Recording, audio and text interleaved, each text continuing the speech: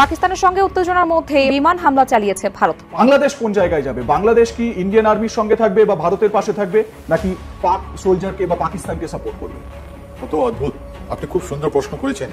ওরা কোনোদিন আমাদের সঙ্গে থাকবে না, এরা অ্যান্টি ইন্ডিয়া একটা সেন্টিমেন্ট তৈরি করেছে। যদি ইন্টারিম সরকার থাকে আর যুদ্ধের পরিস্থিতি হলে এই যে ইন্টারিম গভর্নমেন্ট আছে এটা ইন্ডিয়ার সঙ্গে থাকবে না, এটা আমি আপনাকে বলে দিলাম। এরা থাকবে পাকিস্তানের সঙ্গে, ইনি চায়নার পয়সা নিয়ে উনি চায়না থেকে। কোথাও বাংলাদেশের ইনভলভমেন্ট থাকতে পারে, কারণ বর্তমানে যেভাবে বাংলাদেশের সঙ্গে পাকিস্তানের একটা যোগসাজশ, বারবার আইএসআই এর অফিসাররা আসছেন। বাংলাদেশের প্রচুর জিহাদি সংগঠন আছে, প্রচুর জিহাদি মাইন্ডসেটের মানুষজন আছে। কথায় আছে, ভাবিয়া করিও কাজ করিয়া ভাবিও না। ভারতের কাশ্মীরের পেহেলগামে 28 টুরিস্টকে গুলি করে হত্যা করে জঙ্গিরা। বাংলাদেশ সরকার এবং বাংলাদেশের মানুষ কাশ্মীরে ঘুরতে যাওয়া পর্যটকদের উপর হামলার নিন্দা এবং শোক প্রকাশ করে। বাংলাদেশের মানুষ যেমন কাশ্মীরের মুসলমানদের বিরুদ্ধে হওয়া অন্যায় অবিচার নিয়ে নিন্দা করেছে, ঠিক তেমনি জঙ্গি হামলার বিরুদ্ধে নিন্দা প্রকাশ করেছে। তবে পশ্চিমবাংলার মিডিয়া যেন বাংলাদেশের পিছন ছাড়ছে না। সুযোগ পেলেই বাংলাদেশকে নিয়ে আন্তর্জাতিকভাবে বদনাম করে ভারত। কাশ্মীরের জঙ্গি হামলা নিয়েও বাংলাদেশের পিছনে লেগেছে ভারত। পাকিস্তানের পাশাপাশি বাংলাদেশেরও নাকি হাত আছে ভারতের কাশ্মীরে জঙ্গি হামলায়। হ্যাঁ, ঠিকই শুনেছেন। এমন অভিযোগ করেই পাকিস্তানের পাশাপাশি বাংলাদেশের উপরেও ভারতের পাল্টা প্রতিশোধের হামলার কথা বলছে দাদারা। এদিকে ভারত ও পাকিস্তানের যুদ্ধ অবস্থায় বাংলাদেশের অভ্যন্তরীণ বিশৃঙ্খলা এড়াতে সতর্ক থাকার পরামর্শ কূটনীতিবিদ ও নিরাপত্তা বিশ্লেষকদের। প্রিয় দর্শক, ব্রেকিং খবর রয়েছে হাতে আজকে বেশ কিছু। আবারও ভারত পাকিস্তানের মধ্যে ব্যাপক গোলাগুলির খবর পাওয়া গেছে। সারা রাত ধরে দু দেশের নিরাপত্তা বাহিনী একে অপরের প্রতি গুলিবর্ষণ করেছে। পাশাপাশি পাকিস্তানের রেঞ্জার্স সহ বেশ কিছু টিমকে সরকার এবার মাঠে নামিয়েছে এবং পাকিস্তান তার নতুন ধরনের বেশ কিছু মিসাইলকে ভারতের বিরুদ্ধে ব্যবহারের জন্য মাঠে নামিয়েছে, এক কথায় প্রস্তুত রেখেছে। অন্যদিকে ভারতের গুরুত্বপূর্ণ প্রদেশগুলোতে বা অঙ্গরাজ্যগুলোতে জ্যামার বসানো হয়েছে। নরেন্দ্র মোদীর সিকিউরিটি বাড়ানো হয়েছে। চলুন সব খবরগুলো। বাংলাদেশের জন্য চরম এক সুখবর। বাংলাদেশের জন্য সুখবরই নয়, যেন ভারতের জন্য দুঃখের এক সংবাদ হতে চলছে আজকের এই ভিডিওটি। আশা রাখবো সম্পূর্ণ ভিডিওটি দেখবেন। আসসালামু আলাইকুম প্রিয় দর্শক বন্ধুরা, নতুন একটা ভিডিওতে জানাচ্ছি আপনাদের স্বাগত। নিয়মিত পাওয়া তাজা এবং গরম খবর। আজকের এই ভিডিওটি কেমন হবে, কতটা গুরুত্বপূর্ণ ভিডিওর অংশ বিশেষ এবং থাম্বনেল দেখে আপনারা ইতিমধ্যে বুঝিয়ে গেছেন। আমি আশা রাখবো সম্পূর্ণ ভিডিওটি দেখবেন, একটু স্কিপ করবেন না। সম্পূর্ণ ভিডিওটি দেখলে অনেক কিছু জানতে পারবেন এবং বুঝতে পারবেন। আমি আর বেশি কথা বলবো না, সরাসরি আপনাদের বিস্তারিত ভিডিওতে নিয়ে যাবো। তার আগে একটি রিকোয়েস্ট করবো, এই চ্যানেলটি সাবস্ক্রাইব করে পাশে থাকা বেল আইকনটি বাজিয়ে রাখবেন। শুধু তাই না প্রিয় দর্শক বন্ধুরা, ভিডিওটি দেখার আগে একটা রিকোয়েস্ট করবো, যারা এখনো এই ভিডিওতে লাইক করে দেননি দ্রুত এই ভিডিওতে লাইক করে দিবেন। সম্পূর্ণ ভিডিওটি দেখে অবশ্যই মূল্যবান মতামতটি কমেন্ট সেকশনে বলে যাবেন। চলুন তাহলে সম্পূর্ণ ভিডিওগুলো মোবাইলের স্ক্রিন থেকে ধারাবাহিকভাবে দেখে আসি। সিচুয়েশন, বাংলাদেশ কোন জায়গায় যাবে? বাংলাদেশ কি ইন্ডিয়ান আর্মির সঙ্গে থাকবে বা ভারতের পাশে থাকবে, নাকি পাক সোলজারকে বা পাকিস্তানকে সাপোর্ট করবে? কত অদ্ভুত! আপনি খুব সুন্দর প্রশ্ন করেছেন। বাংলাদেশ এখন ইতিহাসের ওই জায়গায় দাঁড়িয়ে আছে যেখানে ওখানে ডিসাইড করতে হবে যে ওদের ফিউচার কোথায় আছে। ওরা পাকিস্তানের সঙ্গে থাকবে না ভারতের সঙ্গে থাকবে, রাইট? এটা ওনাকে ডিসাইড করতে হবে। আর ধাপে ধাপে আমরা দেখতে পারবো। অ্যানালিসিস যদি আমরা করি, ওটাকে ডিসাইড করি, আমরা যদি ওদেরকে প্রত্যেকজন লোককে আমরা অ্যানালিসিস করি, এই প্রশ্নের জবাবটা, আনসারটা আপনি পেয়ে যাবেন। সো লেটস সি ওদের কাছে আমরা গভর্নমেন্ট দেখি কি ব্যাপার, ওদের পাবলিক মানে পলিটিক্যাল পার্টি স্পেস কি বলছে, ওদের আর্মি কি বলছে, আর ওদের কাছে অপশন কি আছে, তারপরে কি হবে ওদের। তো প্রথমে দেখি আমাদের ওদের যে গভর্নমেন্ট আছে, বিকজ আমরা বলি গভর্নমেন্ট টু গভর্নমেন্ট রিলেশনস, নাই government to government relation, interim government যেটা আছে এটা ইললেজিটিমেট, যার কোনো কনস্টিটিউশনাল ভ্যালিডিটি নেই। তরফ থেকে ইন্টারিম গভর্নমেন্টের তরফ থেকে তো একটা প্রেস রিলিজ করা হয়েছে, সেখানে এই পহেলগামের অ্যাটাকের নিন্দা করা হয়েছে এবং গ্লোবালি যেখানেই এরকম টেরোরিজমের মাথাচাড়া দিচ্ছে তার নিন্দা করা হয়েছে এই গভর্নমেন্টের তরফ থেকে। সেটা তো একটা হলো, কিন্তু বিষয়টা হচ্ছে যে বাংলাদেশের সাম্প্রতিক যে আমরা অবস্থা দেখছি বা তাদের যে বক্তব্য, তারা যে সমস্ত অ্যাক্টিভিটি করছে যেগুলো আমরা দেখছি, তাতে করে কি মনে হচ্ছে, মানে কোন দিকে এগোতে পারে তারা? আমি আবার বলছি আপনাকে, দেখুন আমাদের চাণক্য বলে গেছিলেন যে প্রতিবেশীর সঙ্গে যদি আপনি বর্ডারে আপনি শেয়ার করো, ওর উপরে বিশ্বাস করা নয়, বিশ্বাসযোগ্য নয়। বাংলাদেশের যারা এই ইন্টারিম গভর্নমেন্টে যারা অ্যাডভাইজার আছেন, ওদের আপনি টুইটার দেখে নিন কি বললো ওদের লিগ্যাল অ্যাডভাইজার। ওরা বললো যে পহেলগামে এটা হয়েছে আপনার, ওইটার জন্য এখানকার রাজনেতারাই রেসপন্সিবল। এটা তো লেখাই আছে। যখন এখান থেকে আওয়াজ উঠতে আরম্ভ হলো তখন ওরা চেঞ্জ করলেন। দিস ইজ আফটার থট ওরা করেছে। বাংলাদেশের মানুষের, বাংলাদেশের ইন্টারিম গভর্নমেন্টে ডাবল ফোর্স এক্সপোজ হয়ে গেছে। এরা দুটো ছাড়া দুমুহ সাপ, যেদিকে দেখছে ওদিকে পালাচ্ছে। এর উপরে বিশ্বাস করার যোগ্য নয় ওরা। এই দেখুন, এরা তো আমাদের সঙ্গে এই বিস্মেটাকে যখন এরা থাইল্যান্ডে আমাদের প্রাইম মিনিস্টারের সঙ্গে দেখা করলেন, ওখানে বললেন যে আমি আপনার সঙ্গে জলের চুক্তি করবো। আমরা তো ওনাদের সাথে শিখলাম। আর এই জল যে আমরা পাকিস্তানকে বন্ধ করলাম, এর আইডিয়াটা তো আপনার প্রফেসর নুসি আমাদেরকে দিয়েছেন। তো আপনি কার উপর বিশ্বাস করেন? পাকিস্তানকে যদি আজকে কোনো প্রবলেম থাকলে ইউনুসকে জিজ্ঞেস করো কি জলের ব্যাপারটা ইন্ডিয়ার সঙ্গে কে তুললো? ইন্ডিয়া তুললো না তুমি তুললে? তো ইউনুস তো বলে দিল ইন্ডিয়ান গভর্নমেন্টকে কি তোমার জল এর সঙ্গে আমাদের চুক্তি শেষ হচ্ছে, তো ইন্ডিয়া বললো আমি শেষই করে দিচ্ছি। এখন ইন্ডাস ওয়াটার যেটা আপনি বলছেন যার একটা বহুত জবরদস্ত অ্যাডভার্স ইম্প্যাক্ট হবে পাকিস্তানের উপরে, ওইটা তো কিন্তু প্রফেসর ইউনুসের mindset, right? That is point. এদের উপরে বিশ্বাস করা নয়, এদের হোম সেক্রেটারি, এদের যতগুলো অ্যাডভাইজার আছে ওদের ক্রেডেনশিয়াল গুলো সাসপেক্ট, এদের মধ্যে যারা মৌলবাদী যারা আছে ওদের ক্রেডেনশিয়াল গুলো সাসপেক্ট, যারা হিফাজত ইসলামে যারা অ্যাডভাইজার আছে ওরা কোনো দিন আমাদের সঙ্গে থাকবে না। এরা অ্যান্টি ইন্ডিয়া একটা সেন্টিমেন্ট তৈরি করেছে, আর এটা দুভাগে করেছে। আপ টু নভেম্বর এদের খাট ছিল, এরা ভেবেছিল যে ওখানে যদি কমলা হ্যারিস জিতে যান আমেরিকা, তারপরে তো এরা তো আমাদের তো সিচুয়েশন কাহিল করে দিত। নভেম্বরের পর থেকে জানুয়ারি পর্যন্ত ইনি ভাবছিলেন কি করবেন, তখন ইউনুস G8 গিয়েছিলেন, ওখানে পাকিস্তানের প্রাইম মিনিস্টার সঙ্গে দেখা করলেন, এন্ড তারপর থেকে ইউনুস একটা জানুয়ারি মাসে গিয়ে আবার ডাবোসে গিয়ে 21 জানুয়ারি কাঁদছিলেন কি আমি একটা খুব ব্রেভ লোক, আমি আর ছাড়তে চাইছি। ওনাকে বুঝিয়ে টুঝিয়ে নিয়ে এসে হলো। এই যে ইউনুস আছেন উনি ভুগছেন একটা অ্যান্টি ইন্ডিয়া সেন্টিমেন্ট, উনি ভুগছেন anti Sheikh prime minister Sheikh Hasina sentiment, ইনি ইন্ডিয়ার জন্য নয়। তো যদি এই ইন্ডিয়ান সরকার থাকে আর যুদ্ধের পরিস্থিতি হলে এই যে ইন্টারিম গভর্নমেন্ট আছে এটা ইন্ডিয়ার সঙ্গে থাকবে না, এটা আমি আপনাকে বলে দিলাম। এরা থাকবে পাকিস্তানের সঙ্গে। ইনি চায়নার পয়সা নিয়ে উনি চায়না থেকে এসছেন, এখন ম্যাঙ্গো ডিপ্লোমেসি করছেন, অনেকগুলো ডিপ্লোমেসি করছেন, ওরা চায়নার সঙ্গে থাকবে। আর চায়না পাকিস্তান আপনি জানেন রিলেশনশিপ, চায়না কত $100 বিলিয়ন দিয়েছে, চায়না ইকোনমিক পাকিস্তান ইকোনমিক করিডোরের মধ্যে কত পয়সা গেছে এটাও আপনার জানা আছে। তা আমি আগেই বলে দিচ্ছি এই ইন্টারিম গভর্নমেন্ট থাকলে আর যদি পাকিস্তানের সঙ্গে আমাদের সিচুয়েশন এসকেলেট হয়, যদি ওয়ার সিচুয়েশন ডেভেলপ হয়। জম্মু কাশ্মীরে সশস্ত্র হামলার জেরে ভারত ও পাকিস্তানের মধ্যে চরম উত্তেজনার সৃষ্টি হয়েছে। দুই দেশই একে অপরের বিরুদ্ধে পাল্টাপাল্টি ব্যবস্থা নিয়েছে। বুধবার ভারত সিন্ধু নদের পানি চুক্তি স্থগিত, আটারি ওয়াঘা সীমান্ত বন্ধ, দিল্লিতে পাকিস্তানের হাইকমিশনে নিযুক্ত সব সামরিক উপদেষ্টাকে বহিষ্কার, দুই দেশের হাইকমিশনগুলোতে কর্মরত কর্মকর্তাদের সংখ্যা 55 থেকে কমিয়ে 30 করা এবং সীমান্ত চৌকি ও পাকিস্তানিদের ভারতে আসা সাময়িকভাবে বন্ধ ঘোষণা করে। তবে ছাড় দেয়নি পাকিস্তানও। 24 ঘন্টার ব্যবধানে বৃহস্পতিবার ভারতের বিরুদ্ধে পাল্টা ব্যবস্থা নিয়েছে তারা, যার অংশ হিসেবে ভারতের সঙ্গে সিমলা চুক্তি বাতিল, ওয়াঘা সীমান্ত বন্ধ, নিজেদের আকাশে ভারতীয় মালিকানাধীন অথবা ভারত পরিচালিত সকল বিমান প্রবেশের নিষেধাজ্ঞা, ভারতের সঙ্গে সব ধরনের বাণিজ্য বন্ধের সিদ্ধান্ত, পাকিস্তান হয়ে তৃতীয় কোনো দেশের পণ্য ভারতে প্রবেশ কিংবা বের হতে না পারা, সার্কের আওতাধীন বিশেষ ভিসা সুবিধা বাতিল, পাকিস্তানে ভারতীয় দূতাবাসে থাকা ভারতীয় সামরিক উপদেষ্টাদের অবাঞ্ছিত ঘোষণা এবং ভারতীয় দূতাবাসের কর্মকর্তা 30 জনে নামিয়ে আনার সিদ্ধান্ত নেওয়া হয়। কোথাও বাংলাদেশের ইনভলভমেন্ট থাকতে পারে, কারণ বর্তমানে যেভাবে বাংলাদেশের সঙ্গে পাকিস্তানের একটা যোগসাজশ, বারবার ISI এর অফিসাররা আসছেন। বাংলাদেশের প্রচুর জিহাদি সংগঠন আছে, প্রচুর জিহাদি মাইন্ডসেটের মানুষজন আছে। কথায় আছে ভাবিয়া করিও কাজ করিয়া ভাবিও না। ভারতের কাশ্মীরের পেহেলগামে 28 টুরিস্টকে গুলি করে হত্যা করে জঙ্গিরা। বাংলাদেশ সরকার এবং বাংলাদেশের মানুষ কাশ্মীরে ঘুরতে যাওয়া পর্যটকদের উপর হামলার নিন্দা এবং শোক প্রকাশ করে। বাংলাদেশের মানুষ যেমন কাশ্মীরের মুসলমানদের বিরুদ্ধে হওয়া অন্যায় অবিচার নিয়ে নিন্দা করেছে, ঠিক তেমনি জঙ্গি হামলার বিরুদ্ধে নিন্দা প্রকাশ করেছে। তবে পশ্চিমবাংলার মিডিয়া যেন বাংলাদেশের পিছন ছাড়ছে না। সুযোগ পেলেই বাংলাদেশকে নিয়ে আন্তর্জাতিকভাবে বদনাম করে ভারত। কাশ্মীরের জঙ্গি হামলা নিয়েও বাংলাদেশের পিছনে লেগেছে ভারত। পাকিস্তানের পাশাপাশি বাংলাদেশেরও নাকি হাত আছে ভারতের কাশ্মীরে জঙ্গি হামলায়। হ্যাঁ, ঠিকই শুনেছেন। এমন অভিযোগ করেই পাকিস্তানের পাশাপাশি বাংলাদেশের উপরেও ভারতের পাল্টা প্রতিশোধের হামলার কথা বলছে দাদারা। কাশ্মীরের পেহেলগামে জঙ্গি হামলার সাথে কিভাবে বাংলাদেশকে জড়িত করছে পশ্চিমবাংলার মিডিয়া, আসুন তা দেখি। পেহেলগামের এই ঘটনার পর পাকিস্তানের পক্ষে কি কেউ এখন দাঁড়াবে? কোন দেশ কি দাঁড়াবে বিশ্বের? সম্ভবই না। আন্তর্জাতিক সম্পর্কে সব থেকে বড় কিছু ইন্ডেক্সের মধ্যে একটা হচ্ছে ইমেজ ইঞ্জিনিয়ারিং। আজকে প্রতিটা দেশ চেষ্টা করছে তাদের ইমেজ ইঞ্জিনিয়ারিং করার। আজকে ইউএস এর প্রেসিডেন্ট, তাহলে চীন কি করবে? চীন তো একেবারে নিহিত বন্ধু পাকিস্তান, এবং চীনও কিন্তু স্টেটমেন্ট করে দিয়েছে দে আর নট উইথ দেম। এর মধ্যে কি কোথাও বাংলাদেশের ইনভলভমেন্ট থাকতে পারে? কারণ বর্তমানে যেভাবে বাংলাদেশের সঙ্গে পাকিস্তানের একটা যোগসাজশ, বারবার ISI এর অফিসাররা আসছেন, বাংলাদেশ থেকে যাচ্ছে পাকিস্তানে, বাংলাদেশের কোথাও একটা যোগাযোগ। আমি আবারও বলছি, বাংলাদেশ একটা প্রচন্ড আনস্টেবল কন্ডিশন এক্সিস্ট করছে। না আছে সরকার, না আছে কোনো ডিরেকশন, না জানেও না যে আগামী দিনে তাদের স্ট্রাকচারালি কি হতে চলেছে, কবে গভর্নমেন্ট ফর্ম করবে, কবে ইলেকশন হবে, কিচ্ছু আইডিয়া নেই। এরম একটা মানে কি বলবো, এরম একটা প্রভোকেটিভ সিচুয়েশনে বাংলাদেশ বাস করছে। যদি আমার মনের মধ্যে কোনো কুচিন্তা থাকে, Bangladesh is a very open territory.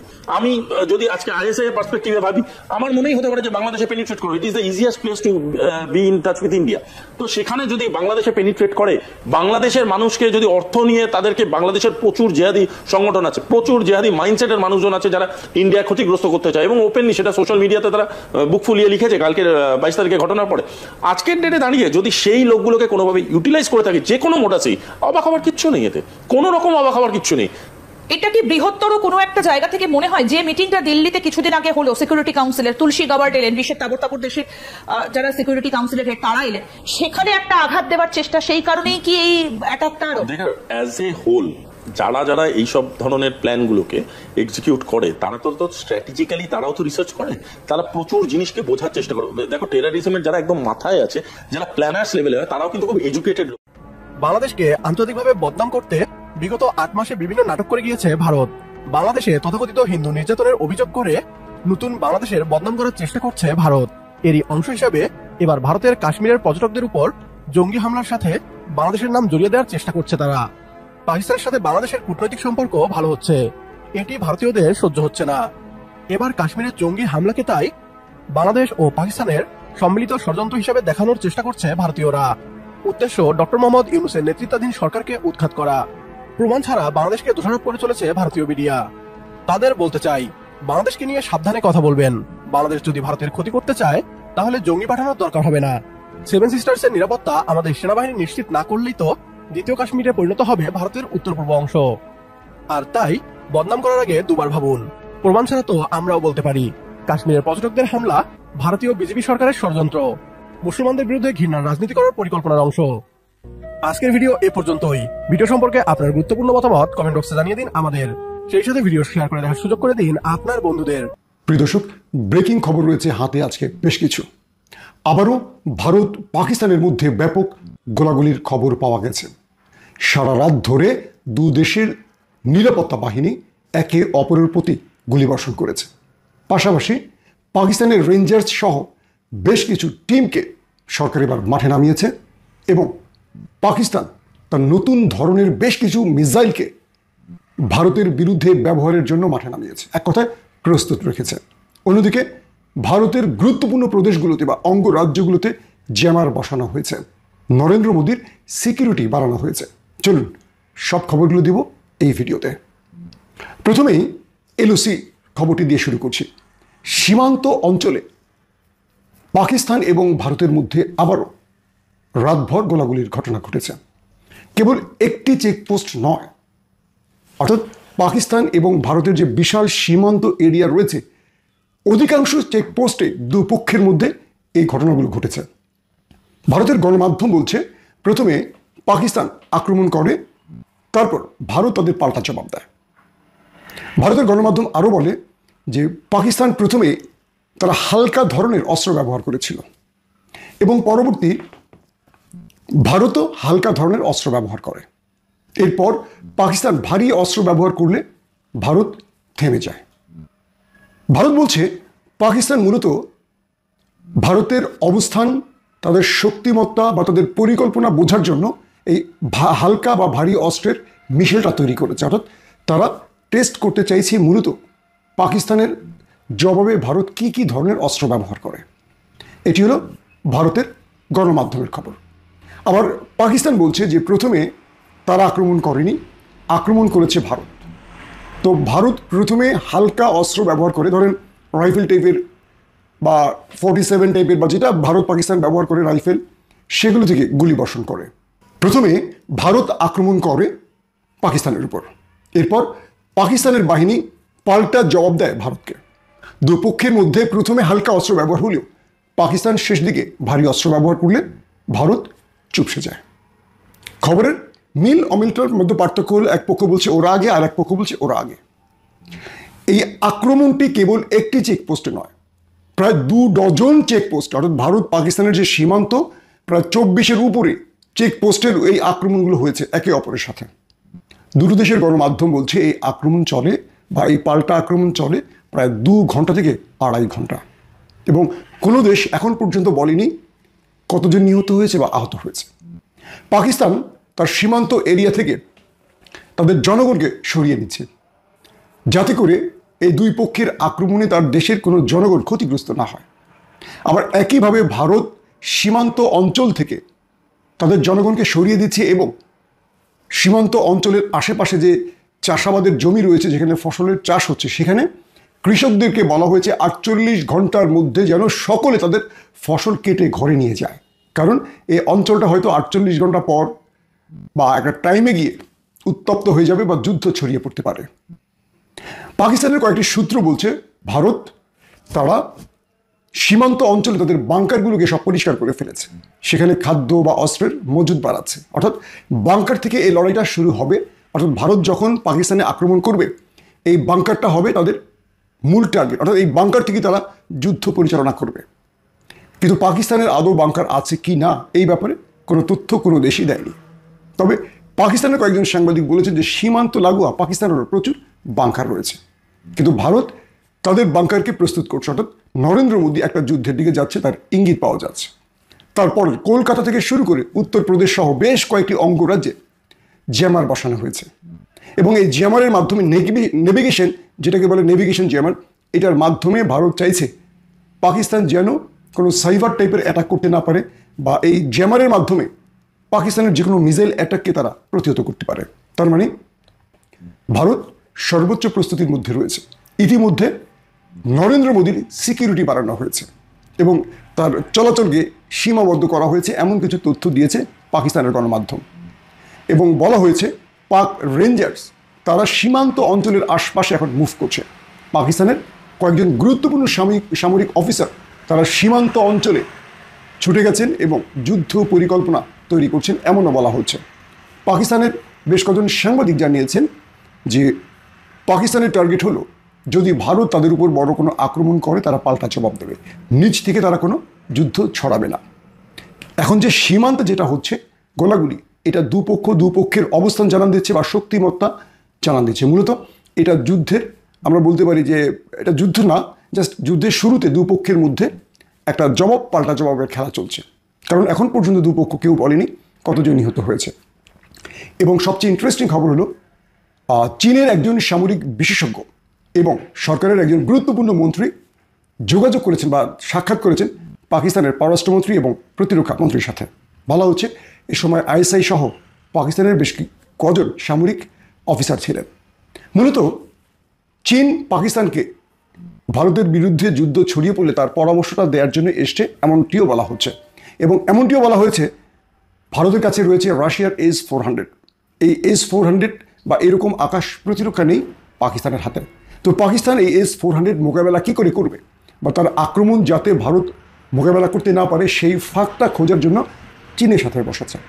আপনাদের জানার জন্য বলছি বা অবগতির জন্য বলছি, রাশিয়ান তৈরি S-400 আকাশ প্রতিরক্ষা সিস্টেম, এটি রাশিয়ার তৈরির পর প্রথম যে দেশটি পেয়েছিল তার নাম চীন। কারণ চীন রাশিয়ার বন্ধন বা বন্ধুত্ব অনেক বেশি শক্ত, বা এই দুটো দেশের মধ্যে এক প্রকার ভাই ভাই সম্পর্ক। তো চীন S-400-এর গোপনীয়তা, দুর্বলতা বা এটার সক্ষমতা মোটামুটি জানে এবং চীন এটার আদলে নিজেরাই আকাশ প্রতিরক্ষা সিস্টেম তৈরি করেছে। তো মূলত চীন পাকিস্তানের সাথে যে বৈঠকটি করেছে সেই বৈঠকে কি করে S-400 ফাঁকি দেওয়া যায় বা এর দুর্বলতা কোথায়, বা কি করে ভারতকে টেক্কা দিতে হলে পাকিস্তান কোন ধরনের অস্ত্র ব্যবহার করবে। যেমন ধরেন চীনের তৈরি মিসাইলগুলো অধিকাংশ পাকিস্তানের কাছে আছে এবং চীন যে মিসাইলগুলোকে আপগ্রেড করেছে সেগুলো পাকিস্তানের হাতে রয়েছে। তো পাকিস্তান যদি আক্রমণ করে তাহলে কোন ধরনের অস্ত্র ব্যবহার করবে এটা মোটামুটি নিশ্চিত করার জন্য চীন এই পাকিস্তানের সাথে বৈঠকটি করেছে। প্রিয় দর্শক, ভারতীয় গণমাধ্যমগুলো বলছে চীন পাকিস্তানের এই বৈঠকটি যুদ্ধের কৌশল হতে পারে। ভারতের গণমাধ্যম এই মুহূর্তে জোরে সোরে যে প্রচারটি করছে যে পাকিস্তান ভারতকে জবাব দেওয়ার ক্ষেত্রে যে পরিকল্পনাগুলো গ্রহণ করছে এগুলো অগ্রিম ভারতীয় গণমাধ্যম প্রচার করছে। আদৌ এই তথ্যগুলো সঠিক কি ব্যাঠিক জানা যাচ্ছে না। তবে ভারত বলছে পাকিস্তান এভাবে আক্রমণ করে এভাবে জবাব দেবে, ভারতের এভাবে করা উচিত। কিন্তু চীন পাকিস্তানের যে পরামর্শ, সেখানে পাকিস্তানের যারা সাংবাদিক তারা বলছেন যে চীনের বেশ কিছু আপগ্রেড মিসাইল রয়েছে যেগুলো 200-300 কিলোমিটার আক্রমণ করতে পারে, আবার সেগুলো 2000 কিলোমিটার অতিক্রম করতে পারে। তো পাকিস্তানের টার্গেট যদি হয় পাকিস্তান থেকে তার মানে কাশ্মীরের নিকট কোনো শহরকে টার্গেট করা, তারা স্বল্প মাত্রার মিসাইল ব্যবহার করবে। আবার কিছু মিসাইল রয়েছে যেগুলো দিল্লি পর্যন্ত পৌঁছতে পারে, বা যেটা মধ্যপ্রদেশ বলি বা রাজস্থান বলি অথবা কলকাতা বলি, মানে পশ্চিমবঙ্গ বলি কিংবা গুজরাট বলি, এই প্রত্যেকটা ভেরিয়েশন আছে। পাকিস্তান থেকে তার দূরত্ব কতটুকু সেই টাইপের মিসাইলগুলো রয়েছে। বলা হচ্ছে চীন পাকিস্তান যৌথভাবে এই যুদ্ধের পরিকল্পনা তৈরি করছে, কারণ চীনের শত্রু ভারত, আর চীন চাইবে যদি যুদ্ধ শুরু হয়ে যায় তাহলে পাকিস্তানকে সর্বোচ্চ সাহায্য করতে। এবং ভারতের আরেকটি ভয় আছে, সেটি হলো চীন পাকিস্তান লড়াই শুরু হলে লাদাখ সীমান্ত সহ কয়েকটি জায়গা আছে চীন এবং ভারতের সীমান্ত, এর আগেও চীন সেখানে ঢুকে পড়েছে এবং প্রচুর অঞ্চল দখল করে ফেলেছে, বিশাল এরিয়া, সেটা এখনও নরেন্দ্র মোদী ফেরত পায়নি। তো এই যুদ্ধটা শুরু হলে চীন আবারও সেখানে উত্তপ্ত একটা অবস্থা তৈরি করবে এবং তারা চাইবে ভারতের মধ্যে আরও অঞ্চল দখল করতে। তো ভারত চীনকে সামলাবে নাকি পাকিস্তানকে সামলাবে, এটা নিয়ে একটা মানে রাখাইনে যে মানবিক করিডোর দেওয়ার কথা ছিল, যেটা নিয়ে তীব্র বিতর্ক শুরু হয়েছে আমাদের সমাজে এবং রাজনৈতিক পরিমণ্ডলে, সেটার পরিপ্রেক্ষিতে সরকার একটা ব্যাখ্যা হাজির করেছে, উদ্ভট, হাস্যকর, ফালতু একটা ব্যাখ্যা। আমি ফালতু শব্দটা কনসাসলি বলছি, খুবই অ্যাগ্রেসিভ শোনালেও। মানে সরকারের বিভিন্ন পজিশনে বসে আমাদের কি মনে হয় আর সবাই স্টুপিড, যেহেতু আমি সরকার তাই আমি যা বলি সেটাই সঠিক, আর সবাইকে মনে হয় ওই চেয়ারগুলো থেকে খুব স্টুপিড মনে হয়। এবং শুধু সেটা না, যে বক্তব্যটা প্রেস সচিব হাজির করেছেন, এটা সরকারের বক্তব্য, উনি জাস্ট আমাদের সামনে হাজির করেছেন, উনি এটা কনভে করেছেন, সেটার মাধ্যমে ইভেন পররাষ্ট্র উপদেষ্টা যা বলেছেন সেটাকে খুব নেগেটিভলি দেখা সম্ভব বলে অ্যাপারেন্টলি মনে হয়। এবং কেউ কেউ রীতিমতো বগল বাজাতে বাজাতে পররাষ্ট্র উপদেষ্টার মুন্ডুপাত করছেন, অনেকেই বসে আছেন তার মুন্ডুপাত করার জন্য। কিন্তু আমি যে কথাটা বলতে চাইছি, প্রথম কথাটা আমরা এইভাবে যদি বলি, একজন পররাষ্ট্র উপদেষ্টা সরকারের ভেতরকার কোনো কিছু না জেনে, তার সায় না দিয়ে, তার সায় না নিয়ে যা ইচ্ছে তা বলে ফেলতে পারেন। আর প্রেস সচিব যে বক্তব্য সরকারের ব্যাখ্যা হিসাবে আমাদের সামনে হাজির করলেন, আদৌ কি সেটা ভিন্ন কিছু? এই জন্য বলছি আমাদেরকে স্টুপিড ঠাওরানো হচ্ছে এবং দেখানো হচ্ছে যে পররাষ্ট্র উপদেষ্টা তার ব্যক্তিগত মত দিয়েছেন, সরকার এরকম কিছু করছে না, সরকার যা করছে দ্যাট ইজ ডিফারেন্ট। আসলে ঘটনা যেটা হয়েছে, প্রচুর শোরগোল হয়েছে, তো তাই সরকার ধানাই পানাই করে কিছু একটা বলে, একটু ঘোলাটে একটা পরিস্থিতি করে ব্যাপারটাকে একটু ভিন্ন রকম দেখানোর চেষ্টা করছে। এবং বলা বাহুল্য, ভাষা একেবারেই ভালো কিছু হয় নাই। আমি একটু পড়ি প্রেস সচিব সরকারের যে বয়ান আমাদের সামনে হাজির হলেন। প্রথম আলোর হেডলাইন এরকম, তথাকথিত মানবিক করিডোর নিয়ে জাতিসংঘ বা কারোর সঙ্গে কোনো আলোচনা হয়নি। আমি পুরো বক্তব্যটা একটু পড়বো, খুবই গুরুত্বপূর্ণ। এটা শুধুমাত্র এই ইস্যু না, একটা সরকার কিভাবে জনগণকে স্টুপিড মনে করে, মানে এই সরকারের কাছ থেকে অ্যাটলিস্ট আমরা এটা চাইনি, এটা এক্সপেক্ট করিনি। যাই হোক, জনাব শফিকুল আলম বলছেন, ইউএনবির প্রশ্নের জবাবে বলছেন, আমরা স্পষ্টভাবে জানাতে চাই যে সরকার তথাকথিত মানবিক করিডোর নিয়ে জাতিসংঘ বা অন্য কোনো সংস্থার সঙ্গে কোনো আলোচনা করেনি। তিনি বলেন, সরকার মনে করে যদি জাতিসংঘের নেতৃত্বে রাখাইনে মানবিক সহায়তা পাঠানোর উদ্যোগ নেওয়া হয় তাহলে বাংলাদেশ লজিস্টিক সহায়তা দিতে প্রস্তুত থাকবে। একটু পড়ে ফেলি, তারপর কথা বলছি। শফিকুল আলম বলেন, বাংলাদেশ সংকটকালে অন্যান্য দেশকে সাহায্য করার ক্ষেত্রে বরাবরই উদাহরণযোগ্য ভূমিকা রেখেছে, যার সাম্প্রতিক উদাহরণ হচ্ছে মিয়ানমারের ভূমিকম্পের পর আমাদের সহায়তা। তিনি বলেন, ওই যেটা জাতিসংঘ এবং ইউএনডিপি বলছে সেটাই উনি আবার সামনে আনছেন, যে এটা যদি ওখানে দীর্ঘদিন ধরে ভোগান্তি চলতে থাকে তাহলে বাংলাদেশের লোকজন আসার টেন্ডেন্সি বেড়ে যেতে পারে। শফিকুল আলম বলেন, আমরা বিশ্বাস করি জাতিসংঘ সমর্থিত মানবিক সহায়তা রাখাইনে স্থিতিশীলতা আনতে এবং শরণার্থীদের মিয়ানমারে ফিরে যাওয়ার পরিবেশ তৈরি করতে সহায়ক হবে। তারপর শফিকুল আলম বলছেন, বর্তমান পরিস্থিতিতে রাখাইনে সাহায্য পাঠানোর একমাত্র কার্যকর পথ হলো বাংলাদেশের মধ্য দিয়ে। এই পথ ব্যবহার করে সাহায্য পরিবহনে লজিস্টিক সহায়তা দেওয়ার ব্যাপারে বাংলাদেশ নীতিগতভাবে সম্মত। তিনি বলেন, রাখাইনে সহায়তা পাঠানোর বিষয়ে এখনও কোনো সিদ্ধান্ত হয়নি, সংশ্লিষ্ট সবার সাথে কথাবার্তা বলছেন ইত্যাদি ইত্যাদি। আচ্ছা, একটু খেয়াল করি তো, উনি বলছেন বাংলাদেশ করিডোর দিয়ে কারোর সাথে আলোচনা করেন, করিডোর দিচ্ছে না।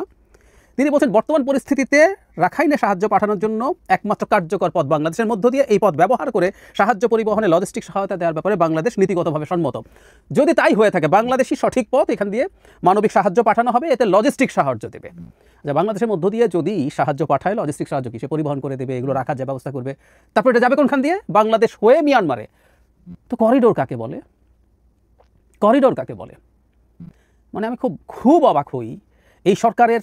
আমি জানি না এটা কি উপদেষ্টা পরিষদ বা কয়েকজন উপদেষ্টা মিলে এই বয়ান তৈরি করেছেন। খুব কাঁচা হয়ে গেল, ক্রসফায়ারের গল্পের মতো, খুব কাঁচা কাজ। আমি খুবই হতাশ এই সরকারের উপদেষ্টাদের এবং সরকারের যারা নীতি নির্ধারক, যারা এই বয়ানটা তৈরি করেছেন, তাদের কাঁচা কাজ দেখে। আমাদেরকে স্টুপিড মনে করে তারা নিজেদেরকে স্টুপিড প্রমাণ করেছে। আমি খুব কঠোর শব্দ বলছি, কারণ এই বয়ানের মধ্যেই আছে আসলে এটা একটা করিডোর, কিন্তু বলছেন করিডোর নিয়ে কোনো কথাবার্তা হয়নি। আচ্ছা, পাল্টা কথা বলছি, উনি এভাবে বলছেন, এই পথ ব্যবহার করে সাহায্য পরিবহনে লজিস্টিক সহায়তা দেওয়ার ব্যাপারে বাংলাদেশ নীতিগতভাবে একমত আছে। কার সাথে একমত? জাতিসংঘের সাথে যদি কথাই না হয় তাহলে কার সাথে একমত হলো? কেন একমত হলো? জাতিসংঘ বাংলাদেশকে বাদ দিয়ে বাংলাদেশের মধ্য দিয়ে তাদের ভাষায় তথাকথিত লজিস্টিক সাহায্য নিয়ে রাখাইনে সাহায্য পাঠাবে বাংলাদেশের সাথে আলাপ না করে? আর নীতিগতভাবে কার সাথে একমত হলো? বাংলাদেশ কোনো কথাবার্তা ছাড়া। এখানেও আগেও তিনি বলেছেন, জাতিসংঘের নেতৃত্বে যদি পাঠানোর চেষ্টা করে তাহলে বাংলাদেশ লজিস্টিক সাহায্য দেবেন। মোদ্দা কথাটা হচ্ছে এই, জনাব শফিকুল আলমের বক্তব্য আবারও একই মানবিক করিডোরই, জাস্ট এটাকে একটা শব্দে বলেছেন এবং পররাষ্ট্র উপদেষ্টা যা বলেছেন খুবই সঠিক। সরকার এটা নীতিগত সিদ্ধান্ত হয়ে গিয়েছিল, শর্ত নিয়ে তিনি বলছেন, আলাপ চলছে এবং সেই শর্তগুলো তিনি সবার সামনে বলতে চাননি।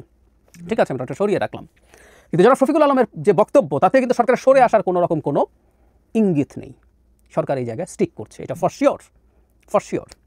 ঘটনা যেটা হয়েছে, আমরা এই আলাপটা করেছি যে এই সরকারের কোনো রকম কোনো এখতিয়ার নেই এই ধরনের একটা কাজ করা। আমি স্মরণ করিয়ে দেয়, গতকাল একটা ভিডিওতে বলেছিলাম এই সরকার 8 মাসের মধ্যে নির্বাচন দিয়ে দিতে পারে এই পরিস্থিতি আছে। এই সরকারকে এই রকম সিদ্ধান্ত নিতে কে বলেছে? এবং কোনো রকম কোনো আলোচনা ছাড়া, যেটা রাজনৈতিক দলগুলো রাইটলি সামনে আনছেন, কারোর সাথে কোনো আলোচনা করা হয় নাই। এই সরকার মিয়ানমারের সাথে যুদ্ধ বেঁধে যাবে এই পরিস্থিতি তৈরি করছে। সোকল্ড মানবিক করিডোর কী ধরনের পরিস্থিতি তৈরি করতে পারে? একদম নিকট অতীতে গাজায় মানবিক করিডোরগুলোতে দেখতে পারেন যে কেউ একটার পর একটা হামলা ইসরায়েলের দিক থেকে হয়েছে। নট অনলি দ্যাট, খুবই ইন্টারেস্টিং একটা এক্সাম্পল হবে যে কেউ খুঁজলে পাবেন। রাশিয়া ইউক্রেন যুদ্ধ যখন শুরু হয়, মারিওপোলে আটকে পড়া কিছু মানুষের কাছে হিউম্যানিটেরিয়ান করিডোর যখন তৈরি করা হয়েছে, যেটা রাশিয়ার সম্মত হয়েছিল, তার মানে ইউক্রেন রাশিয়া দুই পক্ষই একমত হয়ে একটা হিউম্যানিটেরিয়ান করিডোর করেছিল, কিন্তু কিছুদিনের মধ্যে এটা বন্ধ হয়ে যায় কারণ রাশিয়া ওটা অ্যাটাক করেছিল। কারণ আসলে এই করিডোরগুলো শেষ পর্যন্ত দুটো দেশ যখন যুদ্ধের মধ্যে চলে যায়, এগুলো আসলে আর সেই অর্থে শুধু মানবিক সরবরাহ নিয়ে যাওয়ার ক্ষেত্রে কাজ করে না। আর আমি গতকালই বলেছি, আমি আবারও বলছি যারা সেই ভিডিওটা শোনেন নাই, মানবিক মানে সাহায্য হিসাবে যেসব পণ্য যাবে এগুলো প্রত্যেকটা যুদ্ধের জন্য ইম্পর্টেন্ট জিনিস। খাদ্য, ঔষধ, জ্বালানি, কোনটা আসলে আরাকান আর্মির কাজে লাগবে না, সাধারণ মানুষের জন্য পাঠানো হলো। এই জায়গা পুরো আরাকান আর্মির কন্ট্রোলে আছে এবং আরাকান আর্মির হাতে এগুলো যাবে না, যেগুলো খেয়ে এসে শরীর স্বাস্থ্য ভালো রেখে সুস্থ থেকে জ্বালানি দিয়ে মিয়ানমার মিলিটারি, যেটা তাতমাদাও বলে পরিচিত, তার সাথে যুদ্ধে আরও পাল্টা শক্তি পাবে না। এটা হতে পারে। এই অঞ্চলের সরবরাহ মিয়ানমার বন্ধ করে রেখেছে যাতে এরা দুর্বল হয়ে পড়ে, পরবর্তীতে এই দুর্বলদের সাথে তারা আবার লড়াই করে এই জায়গাগুলো রিগেইন করবে, তাই তো? তো তাহলে এটা যখন করবে, এটা কেন কোনো না কোনোভাবে এটার টার্গেট হবে না? এবং এটাতে কোনো সন্দেহের কিছু নাই, জাতিসংঘ এবং আমেরিকার ইন্টারেস্টে যখন এটা হবে তখন অনিবার্যভাবেই এটা চায়নাকে নাকশ করবে। বার্মা অ্যাক্ট যখন আমেরিকা করেছে, এই মিয়ানমারে আসা এবং বিশেষ করে রাখাইন অঞ্চল নিয়ে আমেরিকার বিরাট স্ট্র্যাটেজিক ইন্টারেস্ট আছে। সেটা হচ্ছে এই প্রভিন্সে চায়না, আমি অনেকদিন আগে এসব নিয়ে কথা বলেছিলাম, আপনাদের মনে থাকতে পারে যারা রেগুলারলি আমাকে দেখেন। সেটা হচ্ছে এই যে আমেরিকা ইন্দো প্যাসিফিক স্ট্র্যাটেজি করেছে। কেন? সে চায়নাকে ঠেকানোর জন্য আগে এশিয়া প্যাসিফিক ছিল, পরে জাপানের প্রাইম মিনিস্টার শিনজো আবের পরামর্শে এটা ইন্দো প্যাসিফিক মানে ইন্ডিয়ান ওশান যোগ হলো। মানে চায়না তার চিরকালীন একটা সংকট তার আছে, তার একটা ভীতি আছে। সে তার বাণিজ্য পথ মূলত অত্যন্ত ন্যারো একটা জায়গা দিয়ে যায়, মালাক্কা স্ট্রেইট। এটা যদি কোনোদিন ব্লক করে দেওয়া যায় তাহলে চায়নার খুব বড় ঝুঁকি হয়ে যায়, তাকে বিরাট পথ ঘুরে, সমুদ্র ঘুরে তাকে তার কোস্টাল এরিয়ায় যেতে হয়। সেই জন্য সে সবসময় চেষ্টা করেছে এই চোক পয়েন্ট, জিওপলিটিক্সের ভাষায় এগুলোকে চোক পয়েন্ট বলা হয়, এই চোক পয়েন্টটাকে সে এড়িয়ে অন্যকে কি অল্টারনেটিভ পথ খোঁজা যায়। একটা সে পাকিস্তানকে একটা প্রজেক্ট খাইয়েছে, বিরাট উন্নতি হবে বলে পাকিস্তানকে ঋণের জালে সে জড়িয়ে $65 বিলিয়ন খরচ করে আদতে তার একটা পথ খুলেছে সে, সেটা হচ্ছে চায়না পাকিস্তান ইকোনমিক করিডোর সিপেক। এটা শিনজিয়াং প্রভিন্সকে যুক্ত করেছে গোয়াদার পোর্ট পাকিস্তানের সাথে, ফলে সে এদিকে না গিয়ে গোয়াদার হয়ে তার দেশে ঢোকার একটা পথ করেছে। আরেকটা পথ কিন্তু এখানে রাখাইন প্রভিন্স হয়ে সে করতে চেয়েছে। এখান থেকে শুধু ডিপ সি পোর্ট না, কিয়াকফিউ শুধু ডিপ সি পোর্ট না, পোর্ট তো তৈরি করেছে, এখান থেকে সে গ্যাস তেলের পাইপলাইন সরাসরি তার মেইনল্যান্ডে চায়নাতে নিয়ে গেছে। সেই অল্টারনেটিভটা খুঁজছে। ফলে রাখাইন নিয়ে আমেরিকার খুব গুরুত্বপূর্ণ ইন্টারেস্ট, এসব কারণে সে চায়নার ইন্টারেস্টকে হ্যাম্পার করতে চায়। নট অনলি দ্যাট, চায়নার প্রচুর ইকোনমিক জোন টোন আছে এখানে, এবং আমেরিকা তার একটা প্রেজেন্স এখানে চায়, কারণ এটা ভারতের জন্য খুব গুরুত্বপূর্ণ। কারণ ভারতের একটা নিজের দেশে একটা চোক পয়েন্ট আছে, সেটা হচ্ছে যেটাকে আমরা খুব সহজে চিকেন স্নেক বলে চিনি। সেই সেভেন সিস্টার্সের ওই ন্যারো পথটা সে এড়ানোর জন্য উন্মাদের মতো চেষ্টা করে। সে কখনো বাংলাদেশের ওপর দিয়ে যেতে চায়, কখনো ওইদিকে একটা অল্টারনেটিভ পথ আছে তার, কালাদান মাল্টি মডেল প্রজেক্ট, সেটা কালাদান রিভার হয়ে সিতুয়ে পোর্ট হয়ে সে তার সেভেন সিস্টার্সে যাওয়ার একটা অল্টারনেটিভ কলকাতা পোর্ট থেকে এখানে গিয়ে। সো এখানে আমেরিকা তার একটা প্রেজেন্স করতে চায় এবং মূলত চায়নার উদ্দেশ্যটাকে হ্যাম্পার করার জন্য। এখন চায়না যদি দেখে বাংলাদেশ আমেরিকার হয়ে এখানে আরাকান আর্মিকে অনেক বেশি পাওয়ারফুল করে তোলার জন্য এবং এই অঞ্চলের কন্ট্রোল আমেরিকা বা ডিফ্যাক্টো জাতিসংঘ এভাবে চলে যায়, চায়না তখন ফর দ্য টাইম বিং তারা, এখন তো আসলে আমরা জানি নিশ্চয়ই এটা নিয়ে অনেক কথা হয়েছে, আরাকান আর্মি আসলে আরও দুটো রেবেল গ্রুপের সাথে মিলে থ্রি ব্রাদারহুড অ্যালায়েন্স একটা তৈরি করেছিল 19 সালে। 23 সালে এসে তারা নতুন করে ফুল ফ্লেজেড অ্যাটাক শুরু করে মিয়ানমার জান্তার বিরুদ্ধে, এবং তখন তারা সফল হতে শুরু করে। 1027 এরকম একটা অপারেশনের নাম। 23 সালে 10 হচ্ছে মাস, অক্টোবর, 27 হচ্ছে তারিখ, 27 অক্টোবর শুরু করে। সেই অপারেশনে মূলত চায়নার লজিস্টিক এবং মিলিটারি তার অস্ত্রশস্ত্রের সাহায্যেই তারা শেষ পর্যন্ত এই সাফল্যগুলো পায়। কিন্তু এই আরাকান আর্মি যদি আমাদের এখানকার সাহায্যে এই জায়গাগুলোতে আমেরিকা এবং জাতিসংঘ অনেক বেশি ইনভলভ হওয়ার পরিস্থিতি হয়, এবং চায়না যদি মনে করে তাতে তার স্ট্র্যাটেজিক ইন্টারেস্ট হ্যাম্পার্ড হচ্ছে, অনিবার্যভাবেই এই সো কল্ড হিউম্যানিটেরিয়ান করিডর অ্যাটাকের শিকার হবে। এখন যেটা হয়, বাংলাদেশের এয়ার স্পেসে মিয়ানমার 25-30 বার ঢুকেছে, তাদের মটারশেল, অন্যকে মারা মটারশেল বাংলাদেশে এসছে, গুলি চলে এসছে এক জিনিস। আর যদি মিয়ানমার ঢুকে বাংলাদেশের এই সীমানার মধ্যে এই করিডোর বা যেসব স্টোরেজ আছে সেসব জায়গায় বমিং করে, বাংলাদেশের মতো একটা স্বাধীন সার্বভৌম দেশের রিটালিয়েট করা ছাড়া কি কোনো পথ থাকবে? এই পরিস্থিতিগুলো তৈরি করা হচ্ছে, আবারও বলছি। এবং সরকার সরে আসেনি, যে ব্যাখ্যা দিয়েছে এটা ফালতু ফাজলামো, একই কথাই তা নিয়ে বলেছেন, সরকারের দিক থেকে একই কথাই বলা হয়েছে, সরকার একইভাবে এগিয়ে যাচ্ছে। এবং আমি ব্যক্তিগতভাবে মনে করি রাজনৈতিক দলগুলো যথেষ্ট শক্তভাবে এটার বিরুদ্ধে এখনও দাঁড়ায়নি, তারা তাদের স্টেটমেন্ট শক্তভাবে দিয়েছে, কিন্তু এটা এই মুহূর্তেই বন্ধ করতে হবে। এই ধরনের আলাপ খুব কঠোরভাবে করা দরকার, দেওয়া দরকার। একটা কথা মনে রাখতে হবে, আমি খেয়াল করলাম যে কেউ কেউ এই ব্যাখ্যা করছেন আরাকান আর্মি যেহেতু এখানকার কন্ট্রোলে আছে তার সাথে খাতির করে রোহিঙ্গাদেরকে নিয়ে যাওয়া যাবে। অনেকবার বলেছি, আবারও বলে রাখি, অনেকে যদি না শুনে থাকেন, রোহিঙ্গার সাথে আরাকান আর্মির ভালো সম্পর্ক সহসা সম্ভব না। রিসেন্ট অতীতে তাদের পরস্পরের বিরুদ্ধে তারা যুদ্ধ করেছেন, লড়াই করেছেন। নট অনলি দ্যাট, এই যে অবস্থাটাকে আমরা দেখছি, এই স্টেটাস কোটা কতদিন থাকবে তার কি গ্যারান্টি আছে? মানে আমরা আরাকান আর্মির সাথে একটা যোগাযোগ আন্ডার দ্য টেবল, ভেতরে ভেতরে গোপনে, এটা পছন্দ করি, এটা আমরা চাই, এটা দরকার ছিল। কিন্তু এখানেই আরাকান আর্মির শেষ কথা, এই কথা আমরা কেন মনে করছি, কেন ভাবছি? মিয়ানমার মিলিটারি জান্তা সরকার এগুলো রিক্যাপচার করতে পারবে না, কে বললো? কেন বললো? খুব সহজেই সেটা হতে পারে। তখন আমরা কত বড় বিপদে পড়তে যাব সেটা কি বুঝতে পারছি? শুধু রোহিঙ্গা থেকে যাওয়া না, আমাদের একটা মাঝারি মানের যুদ্ধে যদি জড়িয়ে পড়ি আমরা, কী দাঁড়াবে পরিস্থিতি? বাংলাদেশে এইরকম একটা অর্থনৈতিক অবস্থায় কেউ দাবি করতে পারেন, ইনফ্যাক্ট এই ধরনের একটা আলাপ হচ্ছিল গতকাল একটা টক শোতে, মানে যদি যুদ্ধ শুরু হয় তাহলে কি আমেরিকা অনেক সাহায্য দেবে? আমি মনে করি না। আমরা খেয়াল করছি যেখানে আমেরিকার প্রেস্টিজ ইজ সিরিয়াসলি ইনভলভড, সেরকম একটা জায়গা, রাশিয়া ইউক্রেন ওয়ারেও আমেরিকা তার জায়গা থেকে সরে আসছে। কেউ কেউ বলতে পারেন এখানে চায়না ইনভলভ আছে তাই যুদ্ধে আমেরিকা থাকবে। যদি তা হয়েও থাকে, চায়না আমেরিকার একটা প্রক্সি যুদ্ধের মধ্যে আমরা কেন আমাদেরকে মানে টেনে নিয়ে চলে যাব? কোনো কারণ নেই ওটার। সুতরাং আমি মনে করি কোনো বিবেচনায় কখনোই কোনোভাবেই এই সংকটে জড়ানো বাংলাদেশের জন্য ঠিক হবে না। আমরা তাত্ত্বিকভাবে ধরে নিলাম এখানে একটা দুর্ভিক্ষ শুরু হলো, তারপরে রোহিঙ্গা আসার প্রবণতা বা ওখানকার রাখাইন পিপলের আসার প্রবণতা বাড়বে। আমরা যদি এখানে খুব শক্ত একটা ব্যারিয়ার তৈরি করি, বাধা দিই, তাহলে এদিকে ঢোকা যদি খুব ইজি মনে না হয়, তাহলে নিশ্চিতভাবেই এই প্রবণতা কমবে। আর যদি অনেক আসার প্রবণতা থাকেও, আমরা কিসের সাথে কিসের তুলনা করছি সেটা বুঝতে হবে। আমরা তাদের আশরা ঠেকাবো মনে করছি, এটা ঠেকানো যাবে না। কিন্তু যদি মনে করছি এটা ঠেকানোর বিনিময়ে আমরা একটা যুদ্ধর বেশ বিরাট ঝুঁকি নিচ্ছি, সেটা কোনোভাবেই আমরা আসলে নিতে পারি না। আর ওই যে বলছিলাম, এই যুদ্ধ মানে তো শুধু অর্থনৈতিক না, এই যুদ্ধ মানে বাংলাদেশের নির্বাচন পিছিয়ে যাওয়া, এই যুদ্ধ মানে বাংলাদেশের একটা স্থিতিশীল সরকার তৈরি হওয়া পিছিয়ে যাওয়া, অনেক অনেক ফ্যাক্টরস এটার সাথে জড়িত। সুতরাং সরকারের এই ফালতু পাল্টা স্টেটমেন্ট আমরা গ্রহণ করি না মানে এই অর্থে এটা নতুন কিছু না, এটা একই পররাষ্ট্র উপদেষ্টা যা বলেছেন হুবহু তাই, বরং আমাদেরকে বোকা ঠাওরানো হয়েছে। রাজনৈতিক দলগুলোর উচিত আরও শক্ত হওয়া এবং তাদের প্রয়োজনে এটা নিয়ে মাঠে নামা, যে এই ধরনের কোনো সুযোগ বাংলাদেশ যেন। প্রিয় দেশবাসী, শুরু থেকে শেষ পর্যন্ত যারা এই ভিডিওটি দেখেছেন সকলকে জানাই অসংখ্য অসংখ্য ধন্যবাদ। যারা এরকম নিউজ ভিডিওতে পেতে পছন্দ করেন তারা অবশ্যই এই চ্যানেলটি সাবস্ক্রাইব করে পাশে থাকা বেল আইকনটি বাজিয়ে দিবেন। যারা এখনও এই ভিডিওটি শেয়ার করেননি, এই ভিডিওটি দ্রুত শেয়ার করে সকলকে দেখার সুযোগ করে দিন। আজকের মতন এই পর্যন্ত, দেখা হচ্ছে পরবর্তী কোনো ভিডিও নিয়ে ইনশাল্লাহ।